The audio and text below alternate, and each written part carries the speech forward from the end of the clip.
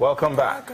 Now, the significance of Apapa to the nation's economy cannot be overemphasized. I mean, the busiest port in Nigeria happened to be in that access. Now, according to analysts, the Nigeria Ports Authority contributes about 70% to the nation's income, and the Lagos Apapa port generates the lion's share of that income.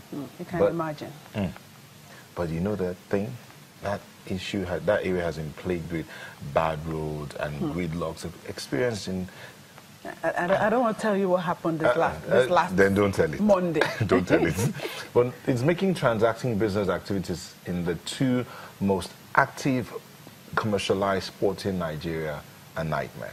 In order to change the face of the road, the federal government decided to hand over the Apapa to Oworonshoki end of the Lagos-Ibadan Expressway, a 35-kilometer stretch, to the Dangote Group to rebuild using concrete.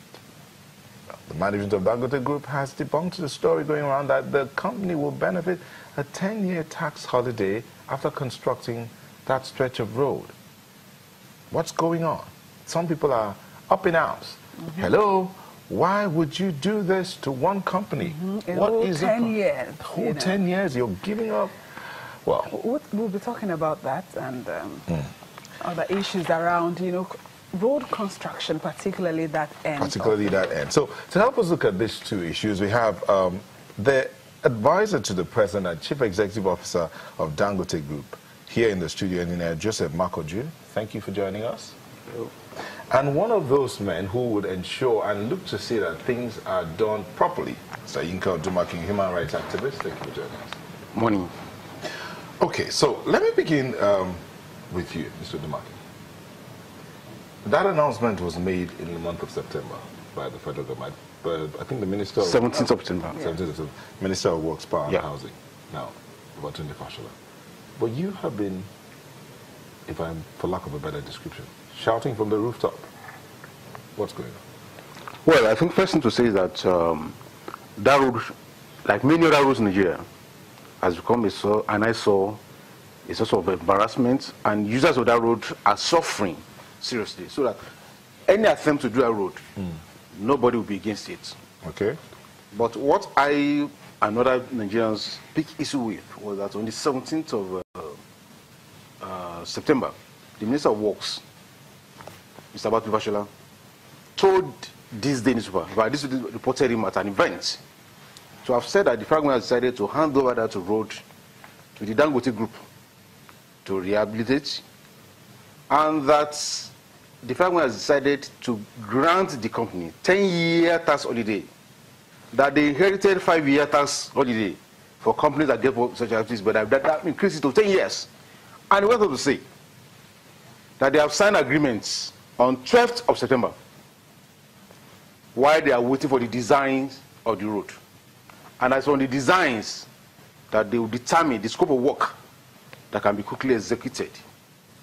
And I said, wow, what's going on here?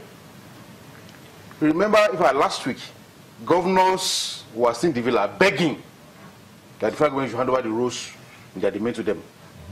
People like Babangida, General Babangida, Elijah Atiku have spoken about the fact that it does not make sense for us to talk of federal roads across the country. Now the states are not getting it. You remember the last time Lagos and the federal government was on this thing of, oh, they are not going to give us our road. We have applied. Oh, they said Kaduna applied. We have given to them and the rest. And now, coming out now to announce that you have even given the road to the private company and you are going to give 10-year tax holiday. And those are why we ask basic questions. That one, what is the tax portfolio of this company for 10 years? What's the cost of the work they are going to do on that road? And are you aware that the tax that any company is going to pay any year, only 50% of it belongs to the federal government? Okay. There are 48% that belongs to the state and local government. Would the federal government just gift out that money? Have you sought their consent? So these are the issues of public interest we are raising around these issues. And most importantly also, is the fact that this issue has also raised, what is the use of the federal government to anybody in this country today? The federal government cannot fix road, cannot give light, cannot give anything, water, cannot give hospital, can also, so why do we have to have federal government? And some people will answer you there and say, the government is to provide that enabling environment, and private sector can also come in. But that much that you have said, let's go to Mr. Makonju. You are of Dangote. What's your take on some of the things that he has raised concerning this concession? Okay, thank you very much. Just a little correction. I'm actually honorary advisor to Elijah Aliko Dangote. I'm not the CEO of Dangote. But let me say that I'm very happy to be here on this very topical issue. And let me just start from where Yinka started. At the beginning of his statement, he said, anything to fix the roads, he will be for it. I hope by the end of this program, we all end up on the same plane on that. I think the specific issue of this announcement of our participation and the way it portrayed us is what gave us some concern, because we believe that in Yinka's report there were some inaccuracies, which I will take this opportunity to address. First of all, I have the greatest respect for Yinka. I saw the way you introduced him. We know his record and the struggles he's been involved in. So, in fact, that is why in this case we feel if somebody like him is talking, we should take it seriously. It's not every comment about Dangote we respond to, because when you are up there, people are bound to keep throwing stones at you.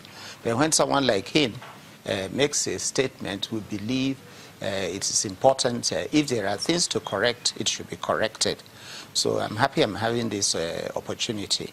The specific issue of how that issue was reported, if you look at the full report, the way Dangote was portrayed was as if this this project we're taking on was Dangote specific, as if it was an arrangement, direct one-to-one arrangement between Dangote and the government. And I think that's really where, because it was, as you said, it's been handed over to Dangote. And but hold on, is it not an arrangement between Dangote and government? Yeah, it isn't a bi-party arrangement between us and the government. The background to it is this, and I want to take time to explain it. We've all talked about the infrastructure deficit problem. You talk about power, roads. And like she said, the federal government has realized it can't take it all on alone. And to allow private sector to come in, they put in place a policy that is, designed to attract private sector to come in and invest in infrastructure. And that policy is what they call the tax incentive policy. It's a general government policy that is open to all players, all corporate organizations. It is not just something Dangote has been invited to discuss. And so I want to make that clear, that it is a national policy. Any organization can take advantage of it. And it's in that light, you said everything about Apapa. Apapa affects the whole economy. We are also players in Apapa, one of the biggest users. The gridlock there is paralyzing activity. So that's what made us take a second look at this policy to see how we can participate in it. And what that policy effectively says is that anybody who wants to invest in infrastructure provision, there will be an arrangement for you to recover your investment over a period of time from remittances against your tax burden. Mm. So in this particular case, this Apapa, repairs. Yes. What is the agreement? Yeah. I hope I've corrected that to make it clear that this was we're only just like taking advantage. Thank you. Okay. Because in that same report, in fact, in that same speech on that day that the minister made, he also mentioned LNG. Okay. Let me know. I know maybe taking time. When we come back, you take it up from that point. Okay. On the LNG. Yes, please.